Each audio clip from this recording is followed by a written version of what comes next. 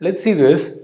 They have given TLB access time equal to 10 nanoseconds, RAM access time equal to 100 nanosecond, hard disk access time equal to 10,000 nanoseconds, TLB hit ratio equal to 80%, which means in case if you are searching for a page table entry in the TLB, 80% of the times you will be able to find that entry, right? In case of whereas the remaining 20% of the times you will not be able to find the entry in the TLB. In that case, what will you do? We will go into page table, which means the RAM, right? We will go into the page table and then we will get the page table entry. So through using which we will be able to convert logical address to physical address. Now, once we have the physical address, we can go and get the byte, right? That is what we have been seeing so far. They have given that page hit ratio equal to 90%, which means the chances of finding our page or process inside the RAM is 90%, right? 90% of the times we will be able to find the byte of our process inside the RAM. Whereas the remaining 10%, our RAM will not have the byte. In that case, we might have to go for hard disk. Also, they are saying that we are using 3 levels of paging. See, what do you mean by 3 levels of paging? I have 3 levels of page table inside the RAM, right? 3 levels of page table inside the RAM. Anyway, let's compute. Now, let's see the average memory access time. See, in order to compute the average memory access time, what we can do is, there are a lot of ways of solving this problem. The simplest way is to divide our total process into 2 steps, right? One thing, firstly what we will do is we will convert our logical address to physical address, right? We will convert our logical address to physical address. Now, once we have the physical address, which means once we have the frame number in which our actual byte is present, what we do is we will access the byte, right? We will access the byte. So I'm going to divide it into 2 steps so that it will not confuse you. It will be a bit more easier, right? Now let's compute the time taken to do this. Time taken to convert logical address to physical address. See, firstly what we will do is we will go and access the TLB, right? 100% of the times we will definitely access the TLB irrespective of whether the entry is present inside the TLB or not, right? So see, as of now you just think this about conversion of logical address to physical address, okay? Forget about this, we'll see that later. As of now, think that we are going to see how logical address is converted into physical address. We will definitely access the TLB irrespective of whether the entry is present in the TLB or not. See, in case if the entry is present in the TLB, we will go into the TLB and then we will get the page table entry, using which we can convert logical address to physical address. Now, in case if the entry is not present in the TLB, what we will do is we will go into the page table and then we will get the entry, fine. But what we will do is we will not directly take that. We will take that entry and then we will place it in the TLB. Okay, we will place it in the TLB and from the TLB we will read it. Now, one question you might ask is, why are we moving the page table from RAM into TLB? Because see, initially we went into the TLB in order to get the page table entry, right? Now let us assume that our TLB doesn't have the page table entry. So what we are doing is we are going into the page table of our RAM. Now my question is, why are we moving the page table entry from RAM to TLB and then reading the physical address from the TLB rather than directly reading the physical address from the RAM itself, which means without moving to the TLB? The reason we are moving the page table entry to TLB is in the future it might be helpful. See, we are having a hope that in case if this entry is referred now, there is a higher chance that it can be referred in the recent times, which means after some few nanoseconds there is a high chance that the same entry can be referred one more time by our CPU. In that case, rather than going to the page table one more time, it will take a lot of time, right? In case if we go to the page table, in case if we have in the TLB, it will be very helpful. For that reason, in case if the page table entry we are searching for is not present in the TLB, we will go into the RAM, fine. We will move the entry from RAM to TLB and from the TLB we will read the byte. We will read the entry, right? So one thing is for sure, whether the page table entry is present in the TLB or not, we are definitely going to access the TLB once. Why? See, let us assume the entry is present in TLB, which means the page table entry which we are searching for is present in the TLB. In that case, what we will do? We will go into the TLB and then we will easily convert logical address to physical address. Fine. So we are accessing the TLB in case if the entry is present in the TLB. In case if the entry is not present in the TLB, what we will do is we will go into the page table, and then we will move the entry from page table to TLB, and what we will do is we will read the page table entry from the TLB. For that it will take one TLB access. So irrespective of whether the entry is present in the TLB or not, we are going to access the TLB once during the conversion of logical address to physical address. As of now we are seeing only this part, okay, forget about this part. Fine. So we are going to access the TLB one time. So 100% of the times we need 10 nanoseconds. Okay. In case if you want, you can write 100 by 100. So I'm not writing it here. Fine. We are going to have 10. We are going to at least take 10 nanoseconds. Fine. Now, see, this is fine. In case if the TLB entry is not, in case if the page table entry is not present in the TLB, we might have to go for page table, right? Now, when will that happen? In case if a TLB miss happens. What do you mean by TLB miss? In case the page table entry is not present in TLB, we say that as TLB miss, okay? So TLB hit ratio is 80%, which means TLB miss ratio is 20%.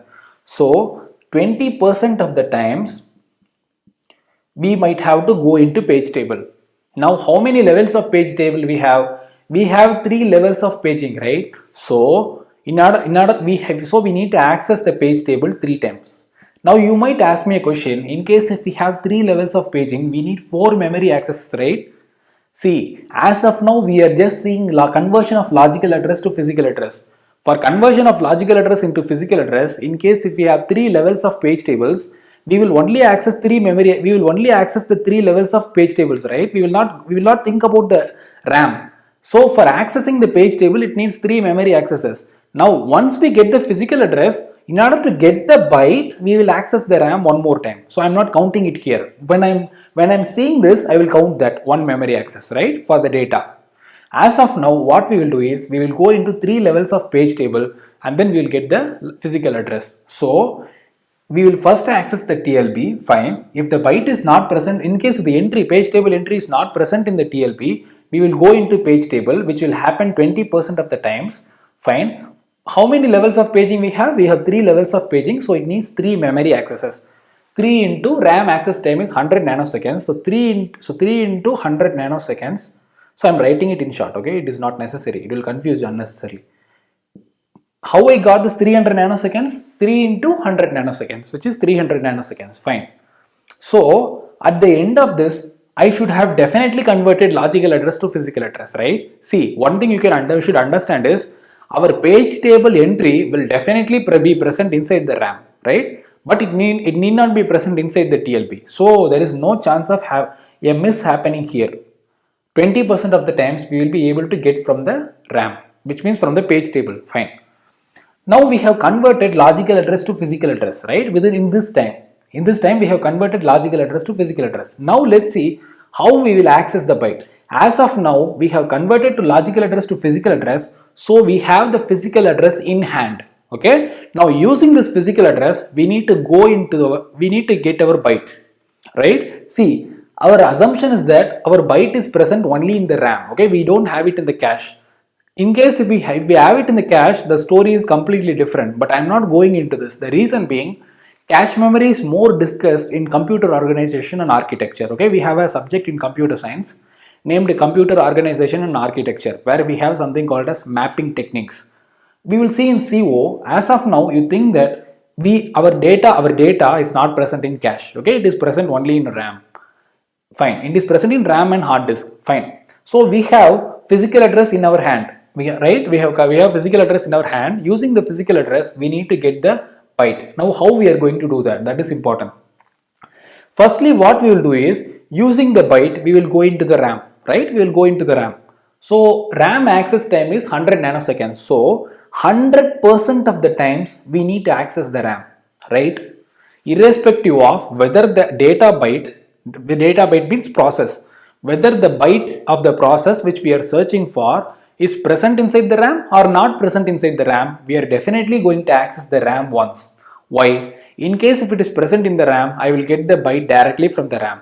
In case if the byte is not present in the RAM, what I will do is I will go into the hard disk, and then I will move the byte from hard disk to RAM, and then I will read the byte from RAM. Now why are we doing that? because there is a high chance that the same byte can be referred by the CPU in the recent times, in the future, right?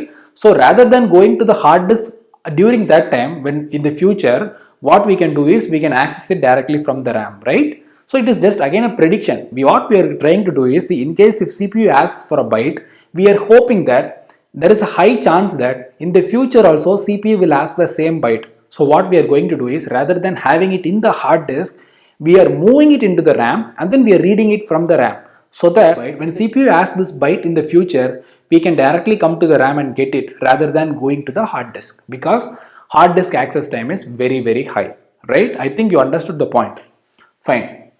See, it is exactly like this, what I told for TLB. The reason why we are moving the page table entry from RAM to TLB, in case if the entry is not present in TLB, the same reason I have told that I have told for moving the data from hard disk to RAM in case if the data is not present inside the RAM, right? The same reason for both.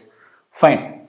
So accessing the byte, it will take, I will definitely access the RAM 100% of the times I will access the RAM. So I have taken this 100 nanoseconds, fine. Now in case if the byte is not present in the RAM, then in that case I might have to go for hard disk, right? So page hit ratio is 90%. So 10% of the times I might have to go into hard disk, right? I might have to go for hard disk. So hard disk will take 10,000 nanoseconds. So we will definitely access the RAM, and only in case of page fault or page miss we go for hard disk. Fine, this is the final answer. You can just calculate the value. Anyway, let me do it. 10 nanoseconds, fine. I'm going to cancel both the zeros. So 3 into 20 is 60 nanoseconds plus 100 nanoseconds plus these two zeros I'm going to cancel. So 100 into 10 is 1000. So it is 1000 nanoseconds. 1000, 1100, 1160, 1170. So 1170 nanoseconds is the answer. This is the average time I need in order to get a byte from our computer. Okay, in considering this memory systems. Okay, we have these many memory systems. Fine.